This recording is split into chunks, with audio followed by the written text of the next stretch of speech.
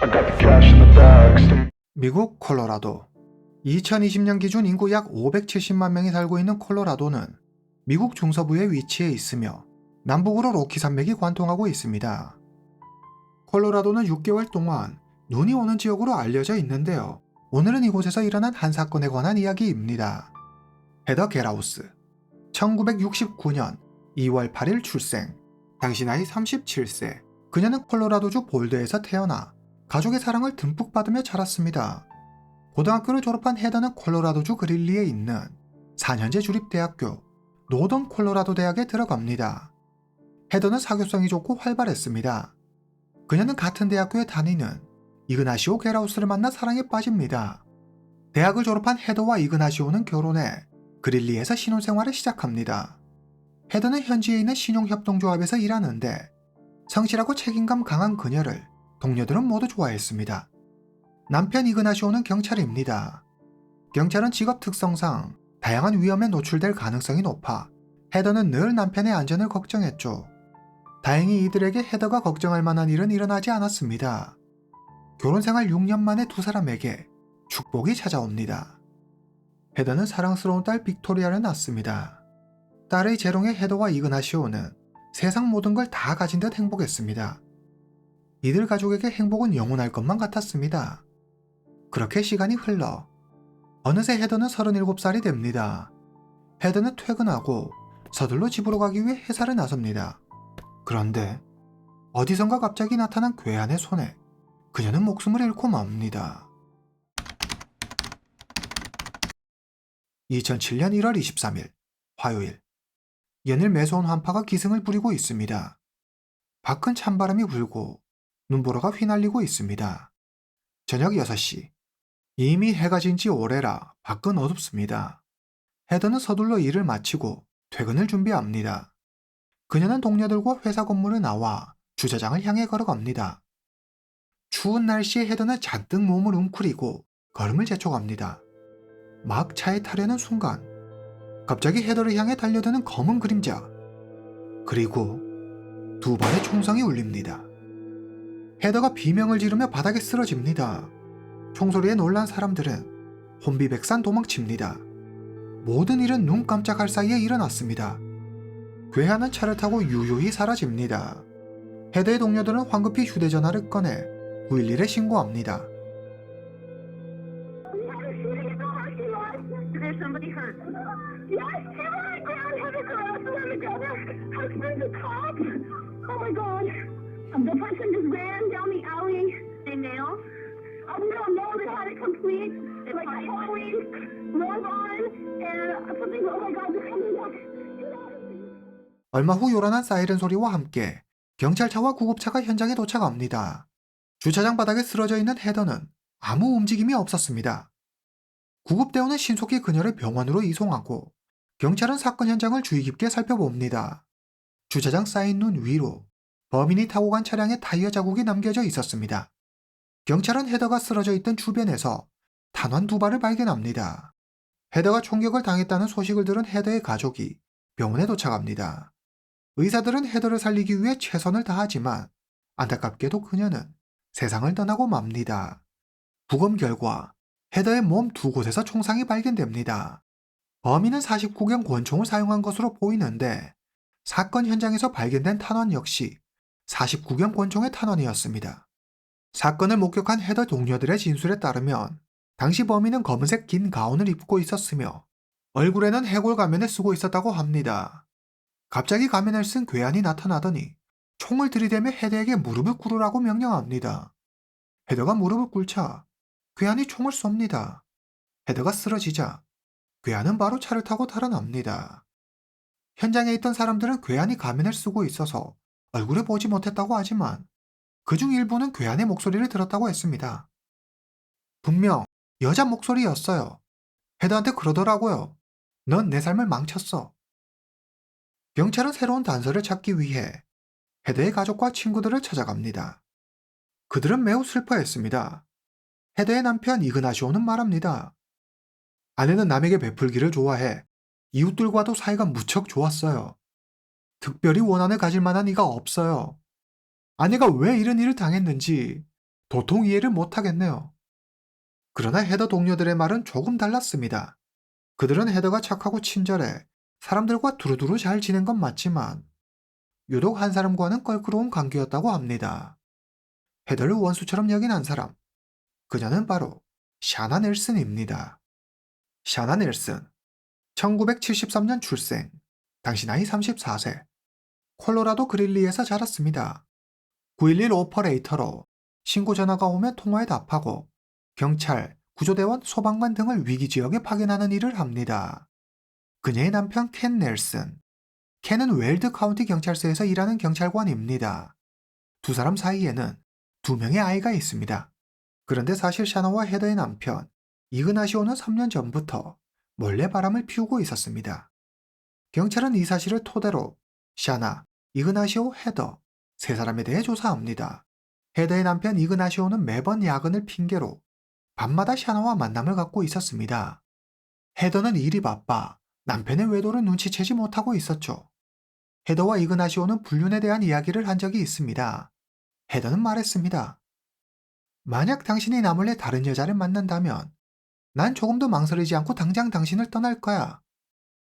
이그나시오는 자신이 바람을 피우고 있다는 사실이 들킬 경우 어떤 일이 일어날지 너무나 잘 알고 있었습니다.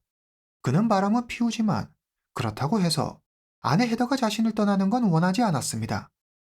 그래서 샤나와의 관계를 철저히 숨기고 헤더 앞에서는 완벽한 남편인 양 연기합니다. 꽃을 선물하고 아내 몰래 서프라이즈 이벤트를 준비하는 등 세상 사랑꾼인 척 세상의 여자는 아내 헤더 한 사람밖에 없다는 듯 행동합니다. 헤더는 그를 자상하고 좋은 남편이라고 생각합니다. 이렇게 좋은 남자를 만난 건 큰 행운이라고 생각하죠. 하지만 어둠이 깔리고 밤이 되면 이그나시오는 샤나를 만나러 갑니다. 그리고 그녀와 은밀한 데이트를 즐기죠. 하루는 이그나시오가 샤나에게 이별을 말합니다. 그러나 순순히 물러설 샤나가 아니었습니다. 샤나는 이그나시오에게 만약 헤어지면 둘의 관계를 이그나시오의 아내 헤더에게 폭로하겠다고 협박합니다. 그러자 어쩔 수 없다는 듯 이그나시오는 샤나와의 관계를 계속 이어갑니다. 그러다 얼마 후 청천벽력 같은 소식이 전해집니다. 샤나가 이그나시오의 아이를 임신한 것입니다. 샤나는 임신을 무기로 이그나시오에게 아내 헤더와 이혼하라고 요구합니다. 하지만 앞에서도 말씀드렸다시피 이그나시오는 비록 바람을 피우고는 있지만 아내와는 헤어질 생각이 조금도 없었습니다. 이그나시오는 샤나에게 당장 아이를 지우라며 그렇지 않으면 헤어지겠다고 으름장을 놓습니다. 이그나시오와 헤어지기 싫었던 샤나는 이그나시오의 요구대로 아이를 지웁니다. 이들은 계속 이 문제의 만남을 이어갑니다. 이그나시오는 샤나와의 관계를 잘 숨기고 있다고 생각하지만 그것은 그의 대단한 착각이었습니다. 두 사람의 부적절한 만남에 대해 이미 알만한 사람들은 다 알고 있었습니다. 동료들 사이에서 그들의 만남은 공공연한 비밀 같은 거였죠. 하지만 모두가 알고 있는 이 사실을 안타깝게도 이그나시오의 아내 헤더와 샤나의 남편 켄은 모르고 있었습니다. 헤더의 사망 사건이 일어나기 2년 전 집 정리를 하던 켄이 방 서랍장에서 일기 한 권을 발견합니다. 일기에는 아내 샤나와 이그나시오와의 달콤한 사랑 이야기가 적혀 있었습니다. 켄은 배우자의 배신에 분노를 느낍니다. 그는 샤나에게 말합니다. 당장 그 사람하고 정리해! 아니면 우린 끝이야! 샤나는 이그나시오와 끝낼 생각이 전혀 없었습니다. 켄은 결국 샤나와 이혼을 선택합니다. 샤나가 켄과 이혼했을 무렵 누군가 이그나시오가 바람을 피우고 있으며 상대 여성이 임신했다는 사실을 헤더에게 알려줍니다. 헤더는 배신감에 치를 떱니다. 그녀는 바로 샤나에게 전화해 사실 여부를 확인합니다. 샤나는 헛소문이라며 절대 그런 일 없다고 딱 잡아댑니다. 누구보다 이그나시오의 부인 헤더가 이그나시오의 외도 사실을 알기 바랬을 것 같은 샤나가 이처럼 발뺌한 이유는 단 하나, 이그나시오와 헤어지기 싫었기 때문입니다. 이그나시오가 두 사람 사이를 헤더가 알게 되면 그날로 두 사람 사이는 끝이라고 협박했기 때문에 샤나는 헤더에게 사실대로 말하지 않죠. 헤더는 남편 이그나시오에게도 샤나와 어떤 사이인지 묻습니다. 이그나시오는 아무 사이도 아니라며 자기를 믿으라고 헤더를 안심시킵니다. 헤더는 남편을 믿기로 합니다. 켄과 이혼 후 샤나는 아파트로 이사합니다. 샤나와 이그나시오는 여전히 관계를 지속합니다. 그들의 관계는 오히려 예전보다 더 깊어지고 과감해졌습니다. 혼자 몸이 된 시아나는 자꾸 욕심이 생겼습니다. 그녀는 이그나시오를 온전히 자기만의 남자로 만들고 싶었습니다. 그래서였을까요? 둘 사이를 철저히 숨기고 비밀로 해야 한다는 이그나시오의 말을 무시하고 그녀는 주변에 은근히 이그나시오와의 관계를 흘리고 다닙니다. 2005년 7월, 시아나는 또 이그나시오의 아이를 임신합니다. 이번에도 이그나시오는 아이를 지우라고 하죠. 이그나시오는 시아나를 그저 잠자리 상대로만 생각하는 듯 했습니다. 시아나는 마음의 상처를 받습니다. 이그나시오에게 상처받은 시아나는 전 남편 켄에게 연락합니다. 냉정하게 자신을 떠나 다른 남자에게 간 시아나였습니다. 그런데 켄은 시아나를 위로하며 다시 함께 하자고 이야기합니다. 게다가 시아나가 가진 이그나시오의 아이도 자신이 책임지겠다고 말합니다. 시아나는 감동받고 두 사람은 다시 함께 삽니다. 8개월 후 2006년 3월, 시아나는 이그나시오의 아들 크리스찬을 낳습니다. 켄은 이전 시아나에게 말한 대로 크리스찬을 자기 아들처럼 아끼고 따뜻하게 대합니다. 이렇게 평온한 날이 계속될 것만 같았습니다. 그러나 행복은 그리 오래 가지 못했습니다. 시아나는 이그나시오를 잊지 못합니다. 이그나시오를 그리워한 시아나는 다시 그에게 연락합니다. 이그나시오는 시아나를 받아들이고 예전 관계를 회복합니다. 두 사람은 사람들의 눈을 피해 밤마다 그들만의 은밀한 미래를 가집니다. 꼬리가 길면 잡히는 법. 얼마 지나지 않아 헤더는 친구를 통해 남편 이그나시오의 외도 사실을 알게 됩니다. 그리고 시아나의 아들 크리스찬이 남편 이그나시오의 아들이라는 사실도 알게 되죠. 그녀는 충격을 받고 이혼을 결심합니다. 하지만 오랜 시간 함께한 남편 이그나시오를 떠난다는 건 그녀에게 너무 힘든 일이었습니다. 헤더는 남편에게 마지막으로 한 번 더 기회를 줍니다. 아내가 자기를 떠날 거로 생각했던 이그나시오는 남편 곁에 남기로 했다는 헤더의 말에 무척 기뻐하며 시아나와의 관계를 완전히 정리하겠다고 맹세합니다. 그는 아내 헤더 앞에서 시아나에게 전화의 이별을 통보합니다. 난 아내와 딸을 잃고 싶지 않아. 앞으로 다시는 연락하지 마. 시아나는 이그나시오의 이별 통보를 받아들일 수 없었습니다. 그녀는 이그나시오에게 계속 문자를 보내고 전화를 합니다. 그러나 그러면 그럴수록 이그나시오는 철저히 그녀를 외면합니다. 시아나는 점점 미쳐갔습니다. 그녀는 복수심에 불타오릅니다. 이 모든 게 다 너 때문이야.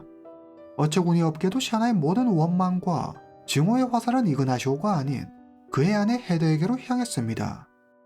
그녀는 이그나시오가 자기에게 모질게 대하는 이유가 다 헤더 때문이라고 생각했습니다. 사실 시아나의 분류는 이번이 처음은 아니었습니다. 그녀는 이제껏 여러 남자를 만났습니다. 매번 상대 남성들과 문제가 생기면 시아나는 상대 남성의 배우자를 위협했습니다. 이번 역시 마찬가지였습니다. 시아나는 헤더를 찾아가 심한 욕설을 퍼붓거나 사람들 앞에서 망신을 줬습니다. 게다가 몰래 헤더를 미행하며 갖가지 방법을 다 동원해 헤더를 괴롭혔습니다. 2006년 12월, 크리스마스를 앞두고 헤더와 이그나시오 두 사람은 플로리다주로 여행을 떠납니다. 이 소식을 안 시아나는 질투심에 폭발하고 맙니다. 그녀는 문자와 이메일로 헤더를 위협합니다.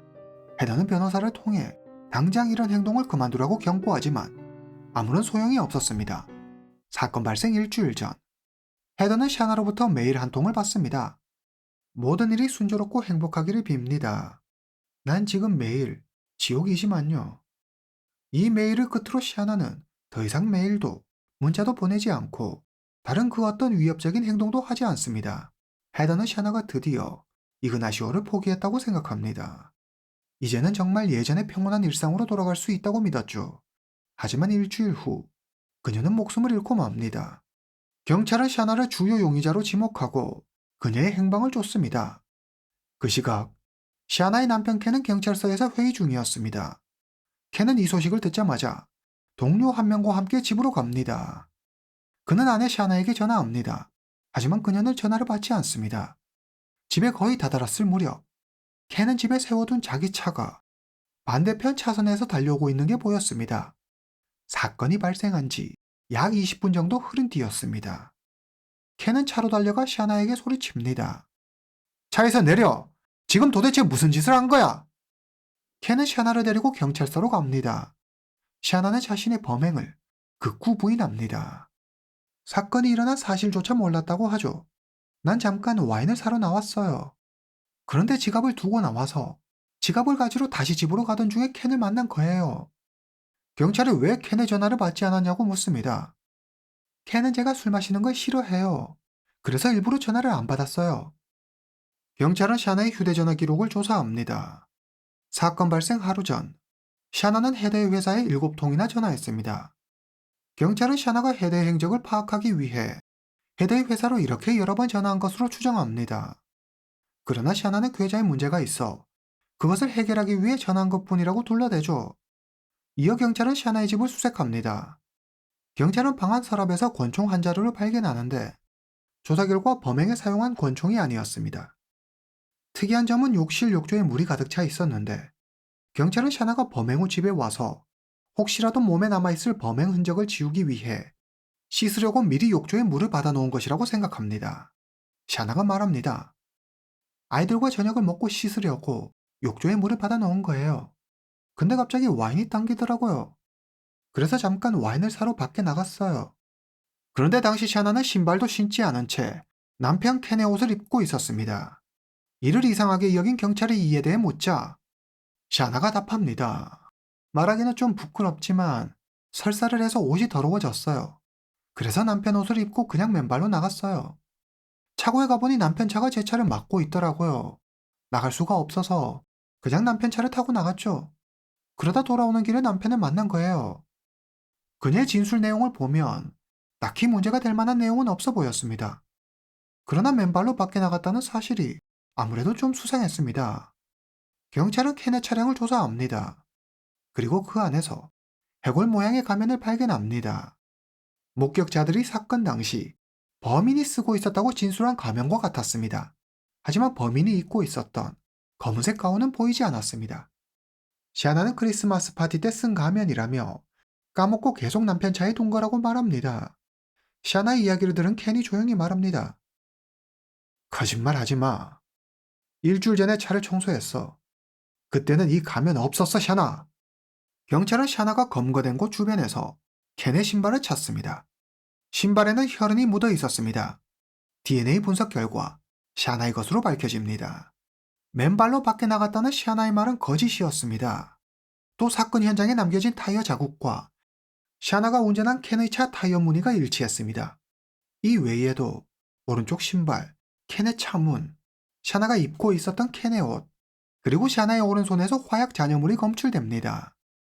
하지만 해골 모양의 가면과 왼쪽 신발은 깨끗했습니다. 경찰은 샤나를 1급 살해 혐의로 체포합니다.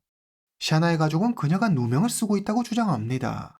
사건의 목격자 중 한 명이 범인이 찬 차의 미등이 고장나 있었다고 진술했는데 켄의 차 미등은 멀쩡했습니다.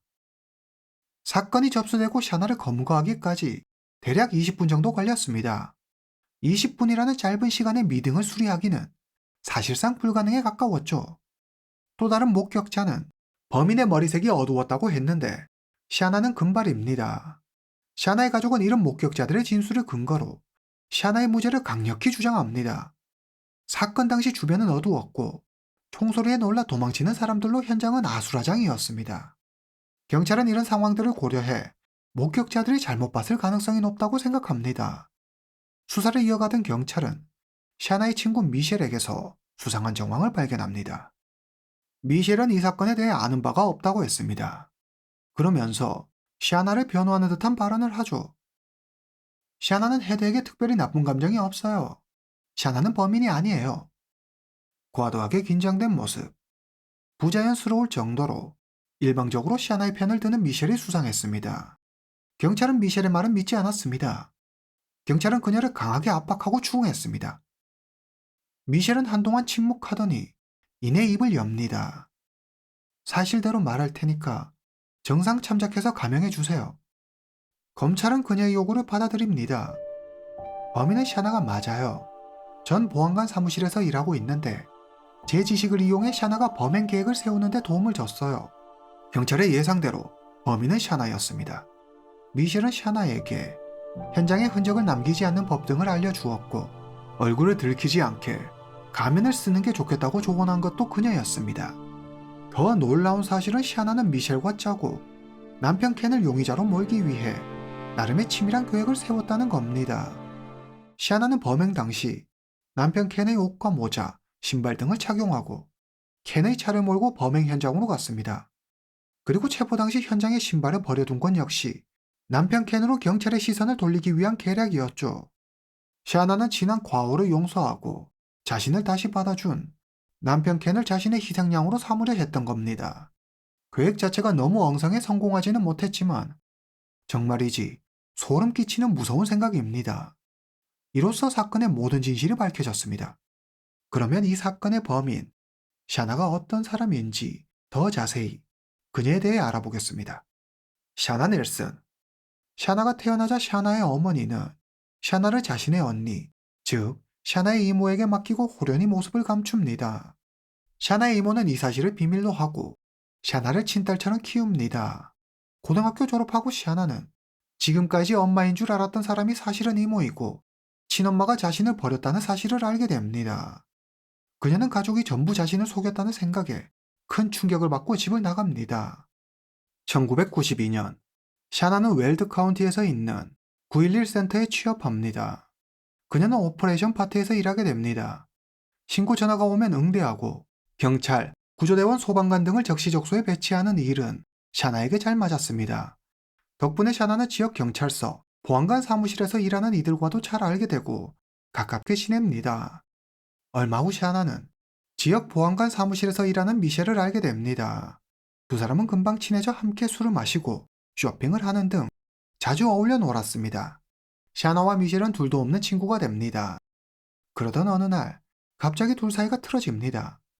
당시 샤나는 결혼해 남편이 있었는데 확실한 증거는 없었지만 샤나는 남편과 미셸이 자기 몰래 바람을 피우고 있었다고 확신합니다. 이 일로 그녀는 미셸과 절교하고 첫 번째 남편과 이혼합니다. 그 후 샤나는 지역 경찰서에서 일하는 지금의 남편 켄을 만납니다. 그는 성실하고 책임감 강한 남자였습니다. 이듬해 샤나는 켄과 재혼해 첫 아이를 낳습니다. 시간이 흘러 샤나는 미셸과 화해하고 두 사람은 오히려 예전보다 더 가까워집니다. 켄과 샤나는 열심히 일해 큰 돈은 아니었지만 경제적으로도 안정된 생활을 누리게 됩니다. 켄은 현재 생활에 매우 만족했습니다. 하지만 샤나는 아니었죠. 남편 켄은 믿음직스럽고 좋은 사람이기는 했지만 몸이 건조하고 재미없는 남자였습니다. 그녀는 켄과의 결혼 생활이 지겨워지기 시작합니다. 2004년 웰드 카운티와 그릴리의 911 업무가 통합되면서 샤나는 그릴리 경찰서에서 일하는 이그나시오를 알게 됩니다. 두 사람은 첫 만남부터 서로에게 호감을 느낍니다. 당시 이그나시오는 아내 헤더와 관계가 소원해진 상태였습니다. 헤더의 부모님이 세상을 떠나고 헤더는 그 충격에서 벗어나지 못해 극심한 우울증을 앓습니다. 헤더는 종일 방에 틀어박혀 밖으로 나오려 하지 않았습니다. 심지어 남편 이그나시오조차 보려 하지 않았죠. 이그나시오는 누구보다 잘 알고 있었습니다. 지금 아내에게 자기가 가장 필요하다는 것을요. 하지만 그의 생각과 달리 그는 점점 지쳐갔습니다. 샤나를 알게 된 후 이그나시오는 삶의 활력을 되찾고 샤나와의 은밀한 만남을 시작합니다. 그리고 몇 년 동안 부적절한 관계를 이어가다 결국 아내 헤더에게 발각돼 샤나와 헤어지게 되죠. 샤나는 이그나시오와 헤어지게 되자 분노를 참지 못하고 이그나시오가 아닌 그의 아내 헤더를 죽입니다. 사건 발생 1년 뒤 2008년 2월 21일 샤나 넬슨의 재판이 열립니다. 샤나는 여전히 자신의 무죄를 주장합니다. 그녀는 친구 미셸이 거짓말을 하고 있다고 말합니다. 사실 미셸과 전 연인 관계였어요. 하지만 남편 켄에게 미안함을 느껴 미셸에게 헤어지자고 했죠. 그랬더니 저한테 복수하려고 일부러 거짓말하는 거예요. 이에 미셸은 샤나와 자신은 단지 친구 사이일 뿐이라며 샤나의 말은 신경 쓸 가치도 없다는 듯 단칼에 잘라버립니다. 이어 샤나의 변호사는 샤나의 몸과 입고 있던 옷 등에서 화약 잔여물이 검출된 이유는 켄 때문이라고 말합니다. 켄은 경찰입니다. 그는 사격장에서 자주 사격 연습을 하죠. 그의 차량에 화약 잔여물이 있는 건 당연한 일입니다. 그래서 켄의 차를 탔던 샤나의 몸에 화약 잔여물이 묻어 검출된 겁니다. 또 차에서 발견된 가면에서는 핏자국이나 화약 잔여물이 없었습니다. 만약 샤나가 이 가면을 쓰고 범행을 저질렀다면 어떤 식으로든 흔적이 남아 있어야 합니다. 검찰은 범행 당시 헤더가 바닥에 무릎을 꿇고 있었기 때문에 충분히 아무것도 튀지 않을 수 있었다고 반박합니다. 2008년 3월 3일 숙고 끝에 재판부는 시아나에게 가석방 없는 종신형을 선고합니다. 그리고 미셸에게는 유기징역 9년형을 선고합니다. 재판이 끝나고 시아나의 남편 켄에 대한 여러 소문과 유언비어가 난무했습니다.